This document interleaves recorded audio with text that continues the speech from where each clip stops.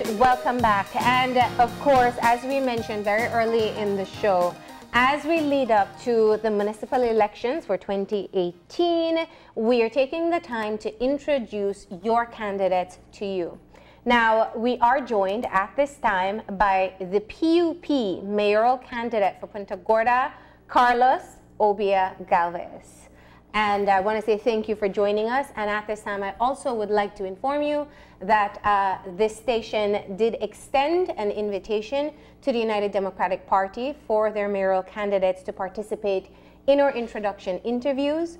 Unfortunately, following their acceptance to participate, they withdrew and made the decision not to 2 days ago. But we are proceeding in having you learn about our scheduled mayoral candidates so far. So with that said, we want to find out as much as we can about you and your platform.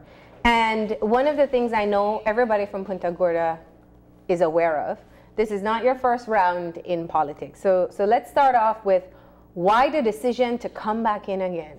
Wonderful. Thanks, and thanks for having me. And certainly it's a pleasure to be here and hosted by some wonderful people. Yes, I should say I'm fortunate enough to get involved back by, the procedure is going through a convention. We had 4 candidates vying for the post of mayor, and thanks the people of the voters within our political party gave me that opportunity to say once again, Carlos Obia, we want you to present us. So yes, coming back, it's a great feeling, and I choose to get involved because there are so many wrong things happen within the municipality, within Punta Gorda town, administrating currently under a United Democratic Party.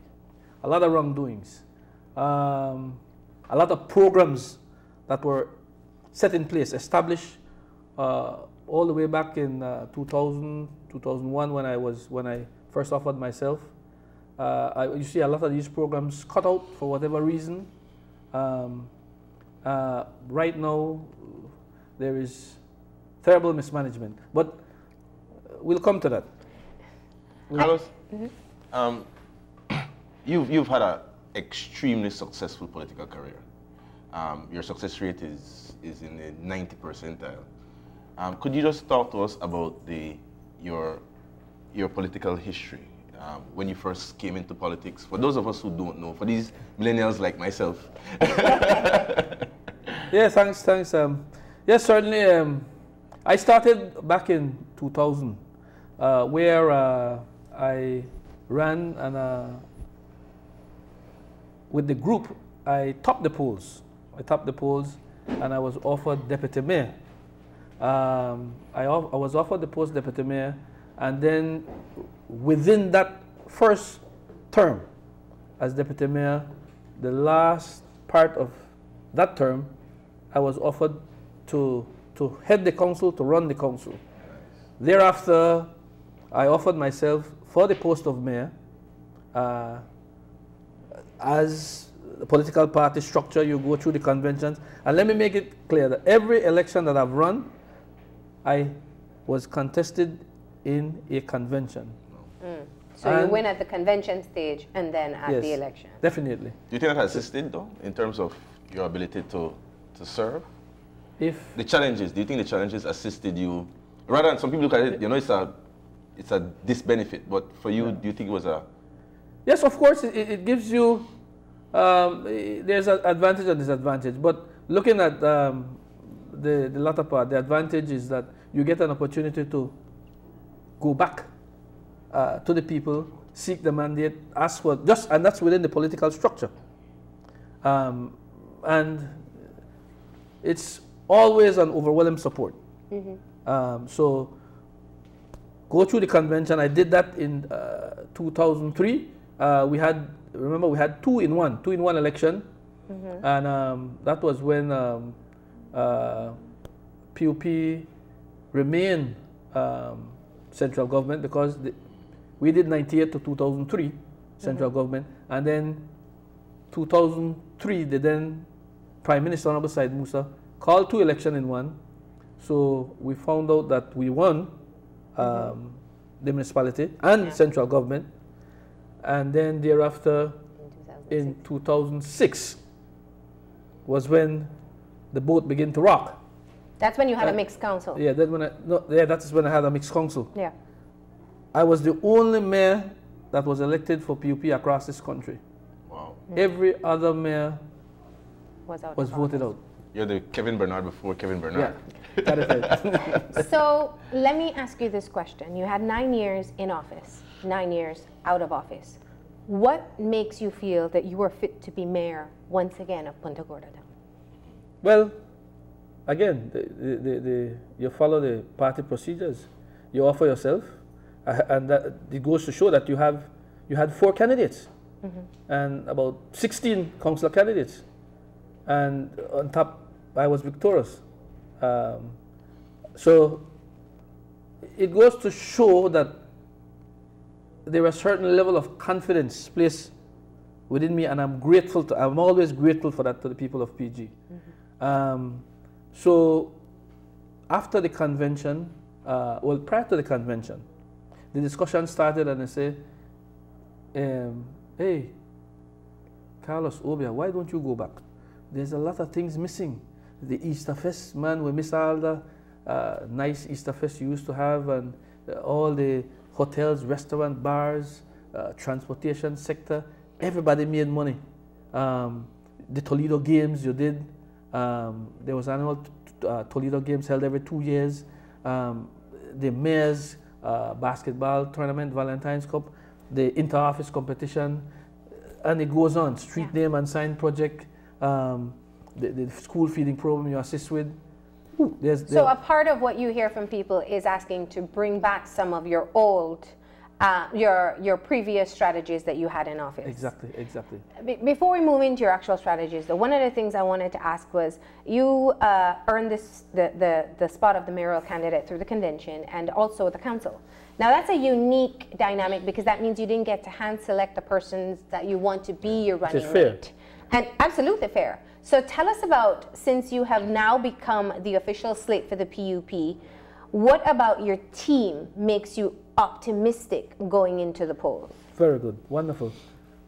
Our team, as I said before, this is an extraordinary team, well structured, and candidates are from all the different, if we want to call them, zones within our town. We have two teachers. These are qualified teachers with bachelor's degree. One is a current principal of a primary school. The other is at one of the bigger primary school. We have business people on board. That is councillor candidate. These are the 2 teachers here, Roberto Virus and Councillor Cal. Malcolm he's the youngest candidate on our slate. Well in tune to business, and he's popular with the youth. This is the only female we have here. I always say she's the queen of our pack. That's the only female. She's at the center too. Center, and that is why it's designed that way. You know, and she is a businesswoman as well. The gentleman here is another businessman, trucking. He does trucking. The other gentleman, Mr. Councillor Raimundo Norales, he's a retired sergeant major. And you know, they come from a discipline institution. Yeah. And of course, myself is no stranger to the people of PG. So what is the platform of you and your slate? Putting the people first. Infrastructure, you are mandated to deal with garbage, the buildings of street, sidewalks, you're mandated to do that. But you should not neglect the people first. There are basic things, basic essential that the people are clamoring for. Right now, never before, PG has seen the garbage collection. It takes you 3 weeks I'm not exaggerating, 3 weeks for your garbage to get picked up. Well, first of all, they never had a truck. When I was there, I left 4 trucks. The council didn't have a truck, they have to hire a truck, you know. This is what makes it very, very complicated, and people are upset, very unhealthy, right? So the whole garbage needs to be restructured, garbage collection. And of course, out of garbage collection, you can generate revenue, right? Whether it be per household or business. But if you're providing a service, then of course, you expect some level of payment, compensation, right? You're not saying you're going to tax the people now, but what you're going to do is you're providing a service, and you're going to have a schedule. That solid waste program we had, garbage collection, was well structured. 4 days of the week you collect in the major areas, 3 days in the extended areas, and 2 days further back in the remote areas of the town. But people got their garbage collected. So that's one of the things that you want to be able to accomplish if you're voted. Restructure the solid waste management program. Okay. That's one of the major things, and that can be done within the first 100 days. No rocket science, right? So garbage, and you speak of maintaining infrastructure as a part of your mandate, but going back to people first. Let's expand on that a bit.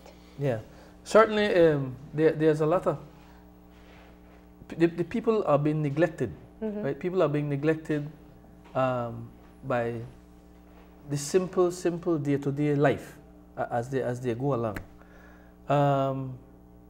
Services in terms of you have of course, like I said, you have the I'm going back to like school feeding program. Let me just give you an example. Okay. This is how you impact on people. There are many kids going to school without a meal, whether it be morning, afternoon, they don't have a meal. What a program that was in place is that we purchase crates of chicken for the primary schools, right? And what we do is that we take it to the school, and we buy stove if they need the stove, and we tell them, listen, we will come here on a monthly basis and we'll provide you with 2 or 3 crates of chicken. Please, we need to help these kids, whether they are coming from far and maybe can't make it back in time between 12 and 1 for classes, but if they don't have to go, please provide them with a hot meal. You can't be in a classroom you're on an empty stomach and expect to learn. Obviously, it won't happen, right? So those are the basic how you impact. So you're going back to feeding programs as well. Exactly. Now, one of the critical points in all municipalities, in all whether it be town councils or city councils, is being able to finance the work in the municipality itself. What is your strategy as to how you will find the finances to be able to do the work that you hope to do? Well, there are several strategies, several ways. First of all, you want to ensure that there is collaboration with the private sector. For example, in this manifesto, we have that we are going to concrete cement 16 to 18 streets. How you are going to do it? You are going to, of course, meet with the business people within that given area. You are going to come up with the cost estimate of the street, tender, and of course, the person who wins the tender will get the job. But the business or the private sector will be responsible to offset the expenses of material. The council will be responsible to offset the expenses of the labor. So your partnership, or another means and ways of going. There's a fluctuation of Chinese within Punta Gorda. I think they're all over the world. But beside trade license, beside liquor license, they don't really own the property. They are beginning to own some property, but those 3, beside that, that's the basic that these institutions, these business owners pay. So why don't you sit with them at the trade board level, sit with them and say, listen, our social program for Mother's Day or our social program to help the elderly, under the subhead, the budget is $20,000 for the year. You're going to come up with a plan, sit with them, and these people are going to provide that funding to offset those social programs. Whether it be a basketball tournament, an annual tournament, whether it be a football tournament, whether it be whatever social program, right? But there's an entity, there's a group, because they give back nothing. And that's okay. Fair. That's a means, a way of generating revenue. There's a sister-city relationship, right? Establishing sister-city relationship and partnership in undertaking small projects, right? You can do an in-house proposal. There are many tourists that transit Punta Gorda town. I could recall clearly, and the UDP, they love to back on this and say, oh, that because there's a UDP central government, you must vote for a UDP town council. Well, I tend to defer. I'm like Kevin Bernard. I've done it before. I've worked in 2006 to 2009. Never forget, Mr. Barrow was the Prime Minister, right? You must forward the subvention. Besides that, you have property tax, trade license, liquor license, traffic fees. But of course, the sister-city relationship, putting together proposal, back to Zenaida Moya back in 2006. There was a proposal on head tax, and that was submitted to government. And right now, Belize City Council enjoy a head tax on every tourist that tramples the city, the streets of Belize City, right? So those things there's a high possibility that these things can materialize. So funding, there is source of funding. I could remember also. But before we go further, I want to ask, because looking at finances is one thing, finding how you'll source the funds you need for your projects. But also, we are in a very specific time in this country where people are clamoring for proper and real transparency and accountability, not just the lip service version, but a real practical plan. And what do you have in place? What are your particular campaign points in how you will ensure to the people of Punta Gorda that everything will be done in a transparent manner? Well, that's very important. Because I always remember, it aches my heart and pain, the UDP. Every time I talk about them, the platform of accountability, transparency, good governance has been thrown straight through the door, the window. But what we plan to do is, first of all, you go in, you look at the finances that are there. Any contract, there is procedures, there is protocol. What's the use of a contractor general, right? There is submission. The contractor general office advise you on the way of dealing with contracts. So you use that office to ensure that you follow the guidelines. And beside that, the council make bylaws, right? So you come up with your own legislation. You come up with your own, and then you get the SI sign through government. But for accounting purposes, you want to ensure that under the accounting regulation, it tells you guidelines. You submit your monthly financial statement to be perused by your residents. So you put that out there. Those who do not have the time, you put it on our website. When I was there, we had a website. Now, I left. I don't know if the website is up and going, who managed the website, but there's nothing happening there. So if you need to get your people engaged. While they hold you accountable, you hold them accountable as well, because they have a responsibility. And that's a good segue to my question to you, which is, I think that the Belizean population, I can't speak to Punta Gorda, but in Belize City there seems to be, from the independent people, a move to want, or leaders or politicians, to be more inclusive, and also to have continuity. There are certain things that a voter or somebody in PG or Belize City might like of the outgoing council. Is your plan to start the wheel all over again, or are there things that you see currently now that you will include, and how do you plan to include those dissenters, if you were to win, who say, you know what, I'm a UDP, Mr. Galvez is representing the P.U.P, and so I might now be worried about my job or something of the sort. So could you address those two things? How do you plan to include everyone? And two, are there any things that you currently see that are being done that you say, that's okay, I would probably want that as part of my leadership and administration? The first question, projects or something that has been currently, a project that is currently underway, nothing. Wow. Nothing. The council can't point their fingers to anything independently that the council itself executed.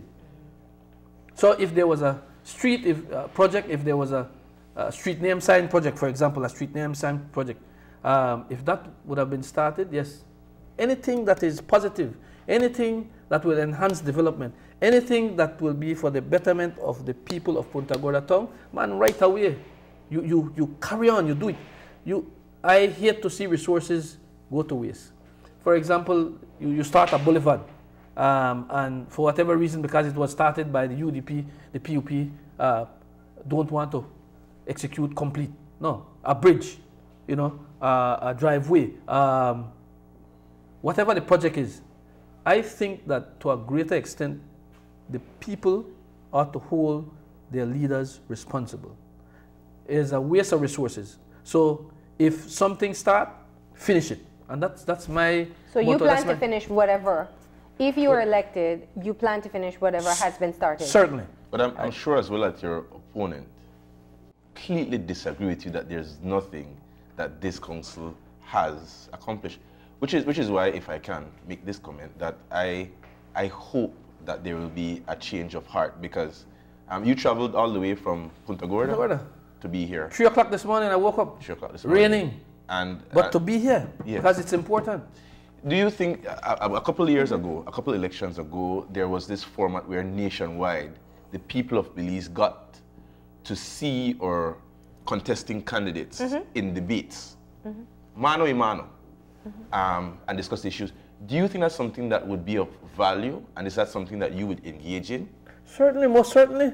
100%, all these institutions, the University of Belize, all these institutions should create that setting where you get an opportunity to see the capacity of your leader. You're going to the polls and you're going to vote, right? What my leader, what my mayor, what my councillors, what they have to bring to the table, right? And you do it in a debate. Your ideas, my ideas. People decide, okay, well, he has the better ideas, right? But that is important. I know the University of Belize had something set up. Is that true? Well, yes. They extend an invitation to all mayoral candidates in PG, in Punta Gorda. However, there seems to be... Did you accept? Well, certainly. I was the first to say, as a matter of fact, I was upset that yesterday it was postponed and rescheduled to the 15th of this month. But so you will still unfair. be there the 15th? I'll still be there. Okay. And I'm saying to them, listen, give the people, the residents of Punta Gorda town, in all fairness to the voters, to everybody there, let us have this debate. It's meaningful. It's meaningful, and through that debate, I can then say whether the person I am about to vote for, he has the capacity to lead, or maybe inexperienced, songs dedicated, committed. So you want to give them that opportunity? Exactly. It's only fair. It's only fair and fitting. We're quickly running out of time here, so I wanted to get in something before. When you last ran in 2009, the voters in Punta Gorda were very different. And I would venture to say that the concerns and the demands that people have today would be different? What, from your, we see photos of you and your team going out on your campaign. What are you hearing from the residents of Punta Gorda at this time as to their concerns? And what do you feel you can do about those concerns? Excellent. That's a very, very good question. Street conditions, deplorable, right? So that's a concern that they raise? Major concern. Okay. If you watch the campaign slides, you could see the terrain. As a matter of fact, Jesus, Lord, as you enter Punta Gorda town, you come off the plane. As you come off the plane and you walk, the first street is Prince Street, right in front of the town council. It's a disaster. There's no dodging. It's a pool, and I'm not exaggerating. It is so terrible. So streets is in deplorable condition, right? That is one of the major problems in PG. Garbage collection, 3 weeks to pick up your garbage. Man, and this is very important, you have a central government of the same council, same party. You can't pay your workers. The 15th of December, now these people at the town council had a horrible 2018. They didn't get their salary the 15th of December, didn't get their salary ending of December into the new year, right? So, and you'll tell me you have a central government of the same. Man, if you are the incumbent, my opponent says he has served 2 terms deputy mayor, he can pick up the phone and call the prime minister and says, man, but listen, man, but your staff don't get paid. So what would his council do under the climate change, under a People's United Party government? If you can't solve that issue now under your government, then the voters come to the polls in 2020, or if the Prime Minister so they decide to call the election earlier, and there's a change of heart, because it's coming, and the people vote for a People's United Party central government. What would, I want to swing that question and say, what would he do and his council? I have proven to myself in 2009, in 2006 to 9, working under a UDP administration, and we made it. There were many challenges. There were many challenges, many hurdles. That brought out the best in me. So in terms of experience, in terms of dedication, in terms of commitment, leadership, the qualities, I can safely say I was put to the test. Okay. Well, I think that's a great closing point for the conversation. We have been able to find out a bit more about you as the PUP mayoral candidate for Punta Gorda. Thank you for making the journey here. Yes, and I'd like to, before I close, I'd like to say the spirits are high in PG. Yes. I want to thank my campaigners. The campaigners and the street captains are the heart of your victory, right? There are many people at this time who are working behind the scenes, right? And all in all, because they want to see a change of administration, they want to see a People's United Party town council. So I'd like to thank my campaigners. I'd like to thank in advance the residents who came out within the party and supported me for the convention to become their PUP mayoral candidate. I want to thank the People's United Party executive, the party leader, the national campaign manager, Mr. Baiza, the entire executive for their unwavering support. And they are supporting me 100%. There is no room for failing. I am pleading to the voters in PG to please exercise your right, come out and vote for a People's United Party 7. Carlos Galvez as your mayoral candidate, Raimundo Papito Norales, Councillor Arnold Williams, our queen, Ms. Lawana Hines, our other councillor candidate, Moses Cal, and of course, the youngest candidate on our team, Malcolm Galvez, and Councillor Roberto Vargas. I ask people to please kindly support the People's United Party. And I want to thank you all, and thank you for being patient. It was raining. Nonetheless, the sacrifice was worth it. I am truly, deeply appreciative of this time. Well, we thank you as well. We're going to go ahead and take our final break, and when we come back, we'll have a wrap-up, so stay tuned.